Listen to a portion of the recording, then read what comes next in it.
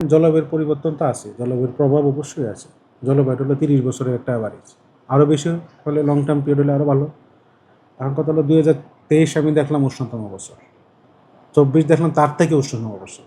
কারণ কি, এপ্রিল মাস পুরাটা মে মাসের ৫ দিন, টানা ৩৫ দিন সারা বাংলাদেশে হিটে বছর। সারা বাংলাদেশ না, অনেক সময় দেখলাম সারা বাংলাদেশেও, আবার তবে বাংলাদেশ কিছু অঞ্চল থেকে প্রশমিত, মানে টানা ৩৫ দিন আমি হিটওয়েভ ধরতে পারি সারা বাংলাদেশের জন্য, যেটা রেকর্ড। এখন পর্যন্ত এরকম রেকর্ড হয় নাই।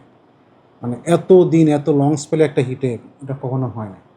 ২০২৪ ২৩ গেল উষ্ণতম বছর, ২৪ গেল আরও উষ্ণতম বছর, তাপমাত্রা বাড়তি। ২৫ গেল ঠান্ডা, ওইরকম নাই, অনেক ঠান্ডা। ২৬ এপ্রিল আমাদের মার্চ মাসে কোনো হিটওয়েভ নাই। এপ্রিল মাসে কয়েকটা ছিল, এখন একটু সামান্য তীব্র হয়েছে শুধু রাজশাহীতে। তার মানে ২৪ বা ২৩-এর সাথে যদি তুলনা করি, ২৫ অনেক ঠান্ডা, তার থেকে একটু গরম হলো ২৬। তো একটা বছরের সাথে আর একটা বছর মিলে না। এই জন্য ৩০ বছরকে আমরা অ্যাভারেজ ধরি বা গড় বলি, সেটাকে আমরা বলি জলবায়ু। এই জলবায়ুটা পরের বছর কীরকম পরিবর্তন হচ্ছে সেটা আমরা দেখি। যেমন ২৩ উষ্ণতম বছর, ২২ পর্যন্ত ডেটা নিয়ে দেখলাম ২৩টা উষ্ণতম হয়ে গেল।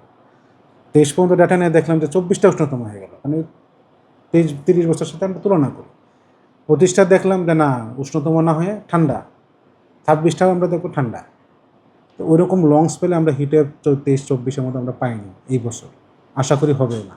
কারণ এখন যে তাপপ্রবাহটা চলছে ২৬ তারিখের পরে গিয়ে সেটা প্রশমিত হতে শুরু করবে। এবার আমাদের দেশে সর্বোচ্চ তাপমাত্রা কত হয়েছে এই বছর এবং এই মাসে আসছে ৪০ ডিগ্রি তাপমাত্রা, ৪০। এটা কত? এটা রাজশাহীতে গতকালকে আসছে। ঢাকাতে এখন কত? ঢাকা এখন গতকালকে ছিল 36.5, ৩৬.৫। আজকে হয়তো বা 37-এর মধ্যেই থাকতে পারে, এত বড় একটা পরিবর্তন হবে না। কারণ যেহেতু বৃষ্টি নেই, তাপমাত্রা সামান্য বাড়ার সুযোগ আছে। আর যদি বৃষ্টিপাত সামনে ২৬ তারিখের কাছাকাছি হতে পারে, তখন তাপমাত্রা হয়তো 36-এর নিচে চলে আসতে পারে। আর 36-এর নিচে চলে আসা মানে আমরা তাপপ্রবাহ প্রশমিত করব।